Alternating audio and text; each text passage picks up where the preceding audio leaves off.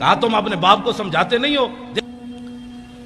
میں گھر کی بات اس لیے بھی نہیں کرنا چاہتا، میرے بچے جو ہے وہ مجھ سے بھی زیادہ دلیر ہیں، تو جب ہمارے سروں پر کلاشن کوفے رکھی گئی تو اس وقت بھی ہم نے کہا کہ نہیں ہمارا باپ جو باتیں کرتا ہے وہ صحیح کرتا ہے، ہم حاضر ہیں اس کام کے لیے۔ بات ہم غلط کریں تو گردن حضور کے لیے رکھی ہوئی ہے اور کسی کام کے لیے نہیں رکھی ہوئی، بالکل۔ میں حقیقت میں میرے دل میں ایک ذرا برابر بھی خیال نہیں ہے میرا بیٹا مر جاتا، حالانکہ اس کو اتنا مارا کہ وہ مرنے کے بالکل قریب پہنچ گیا تھا، اور کئی دن اس کے سینے پر جو ہے کلاشن کوف کا نشان رہا۔ آخری بات جی، میں نے لاہور میں جنگ بدر پر تقریر کی تو ہمارے یہ بچے نوجوان الحمدللہ اب یہ نہیں دیکھتے کہ چھکا کس نے مارا، چوکا کس نے مارا، اب یہ چاہتے ہیں کہ یار دی گل سنا ملا، اب یہ چاہتے ہیں کہ بتاؤ وہ پیر میر علی شاہ نے کون سی جھلک دیکھی تھی، وہ بتاؤ پیر میر علی شاہ غش کھا کے کیسے گر گیا، وہ بتاؤ سید کے فیت علی کافی جسم پر استریاں پھری تھی تو پھر ایسے کس طاقت نے چلا دیا۔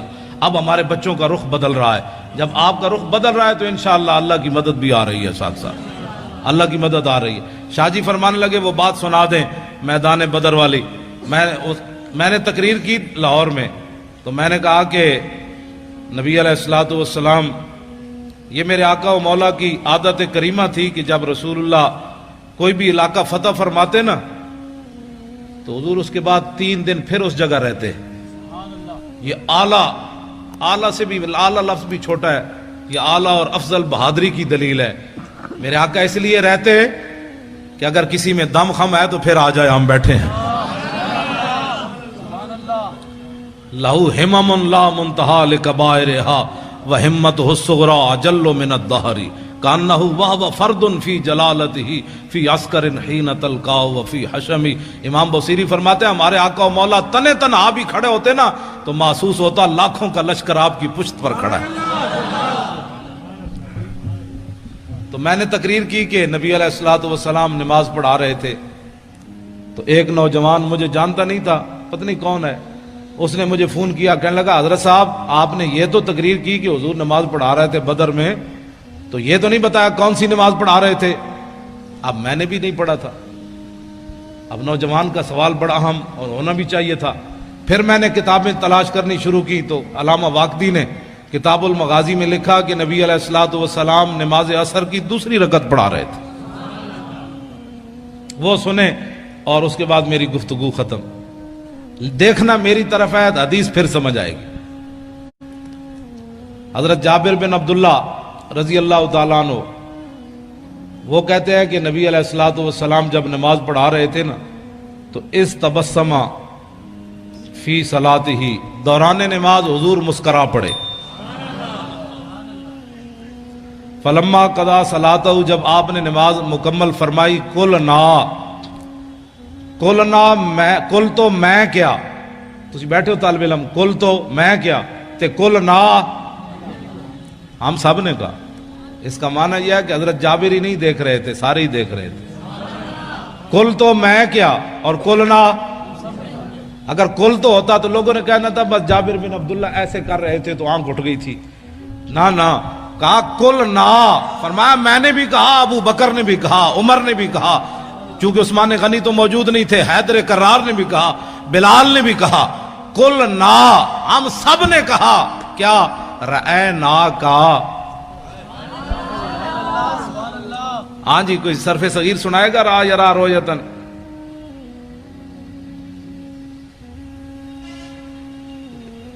را یرا رویتن فورائن وروی یرا رویتن فذاک مریون لم یرا لا یرا لا یرا لن یرا لن یرا لا یرین لا یرین لا یرین لا یرین علم رو من رال ترال یرا لا یرا ون ین لا ترا لا ترا لا یرا لا یرا ضرب من مران مرایان مرائن و مرائن ولالت من مران مرایان مرائن و مرائن مرات مراتان مرائن و مرائیت مراون مران مرائی مرائی و مرائیت نفل التفضیل مذکر من ارا رایان ارون ارائن و ارائن والمنس من رؤیا رؤیان رؤیات روان و رؤیا فعل تاج من اراو و رائبی و راو و یا راو وات۔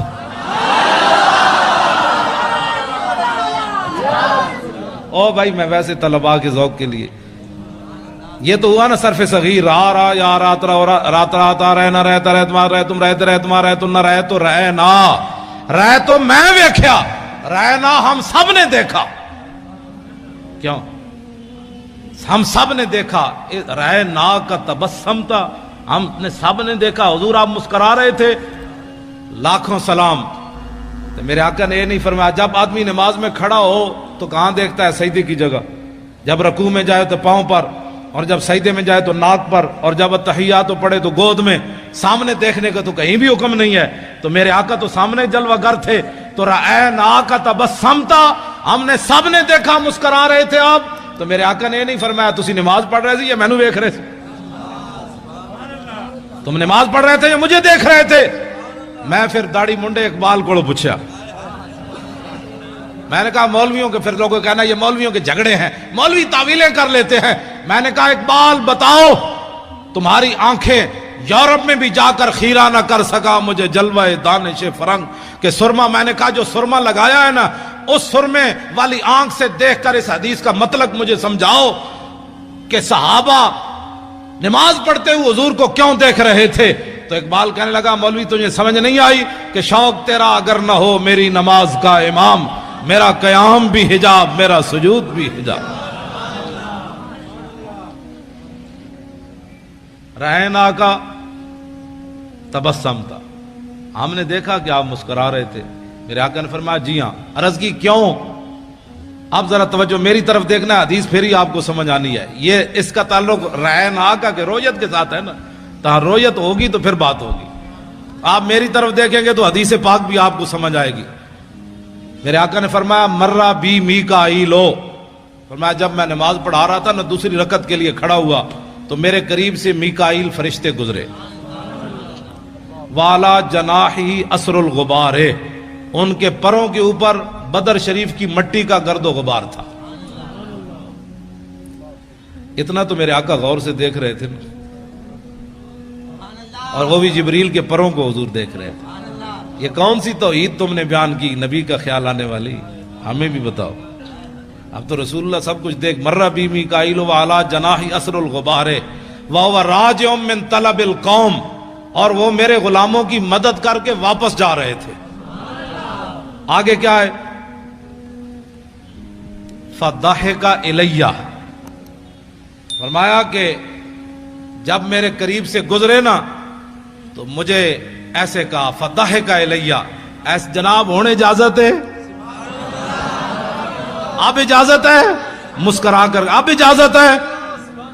جب مجھے دیکھ کر کہا نا ہنستے ہوئے کہ اب اجازت ہے ہم واپس جا سکتے ہیں، تو فتبسمت الیہ، میں نے پھر مسکراتے ہوئے جواب دیا ہاں ٹھیک ہے آپ واپس جا سکتے ہیں.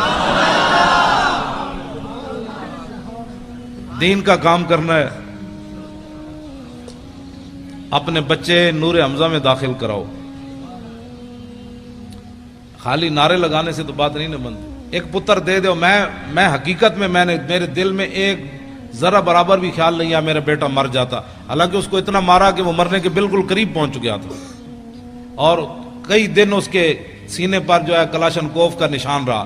اس کے سینے پر ایسے رکھی بتا تیرا باپ پیسے کہاں سے لیتا ہے؟ تیرا باپ ایسی تقریریں کیوں کرتا ہے؟ اس نے کہا اس سے پوچھو جو کرتا ہے. پیسے کہاں سے لیتا ہے؟ اس کو اللہ دیتا ہے. وہ کہنے لگے ہمیں تو نہیں دیتا. اس نے کہا تمہارا منہ ہے. اس کو پھر مارنا شروع کر دیا. تو ہمارے ساتھ بدتمیزی، تو اپنے باپ کی طرف بدتمیزی کرتا ہے. انہوں نے کہا تم نے پوچھا میں نے تمہیں بتایا، اس میں بدتمیزی والی کون سی بات ہے؟ کہاں کون دیتا ہے؟ اس نے کہا اللہ دیتا ہے. کہ ہمیں نہیں دیتا ہے. تم نے غلط سوال کیا. پھر جواب اس کا یہی بنتا تھا بھائی تمہیں نہیں دیتا تو ہم سے پوچھتے ہو. پھر رب سے پوچھو بھائی کیوں نہیں دیتا تمہیں. جب تم نے یہ پوچھا ہے تو جواب اس کا یہی تھا تمہارا بوتھا ہے پیسوں لینے کا، آرام خور ہو. تو مر بھی جاتا نا، اللہ کی قسم مر جاتا تو میں نے رونا نہیں تھا. نہیں رونا تھا، ہاں بالکل نہیں رونا تھا. کیونکہ باتیں میں کرنی نہیں چاہیے. اگر کرتا ہوں تو پھر یہ ساری چیزیں تو پہلے آنی ہیں. یہ شہادت گاہ الفت میں قدم رکھنا ہے، اور لوگ آسان سمجھتے ہیں مسلمان ہونا. بچے تساں بھی بچا لے میں بھی بچا لے، پگڑی تساں بھی بچا لئی میں بھی بچا لئی، دولت تساں بھی بچا لئی میں بھی بچا لئی. حضور کا دین وائٹ ہاؤس تک لے جانا کس نے ہے؟ تم تو اپنے ملک میں بھی نہ بچا سکے. وائٹ ہاؤس کے دروازے کون کھڑکائے گا؟ کون آئے گا خالد بن ولید کی قیادت میں کون آئے گا محمود غزنوی جو سومناتھ کے مندر توڑے گا؟ کون آئے گا صلاح الدین ایوبی جو حج عمرے چھوڑ کر بیت المقدس آزاد کرائے گا؟ اب بتاؤ یہ کس نے کام کرنے ہیں؟ پہرا کون دے گا؟ پہرا تو میں نے اور آپ نے دینا ہے۔ مولوی خادم مر جائے یا زندہ رہے، کراچی آوے یا نہ آوے، جب ہم نے مولانا کو طارق لبیک یا رسول اللہ کا کنوینئر بنایا ہے، اور انشاءاللہ جلدی یہ ساری باڈیاں مکمل ہو جائیں گی، آپ خود بڑھ بڑھ کر آگے آئیں، کہیں مولانا میں حاضر ہوں، بتائیں میں کیا ڈیوٹی کر سکتا ہوں، میں حاضر ہوں، آگے بڑھ کر کام کریں نا، یہ پوچھ پوچھ کر کام دین کا نہیں ہوتا، آپ آگے بڑھے، پیسے عموماً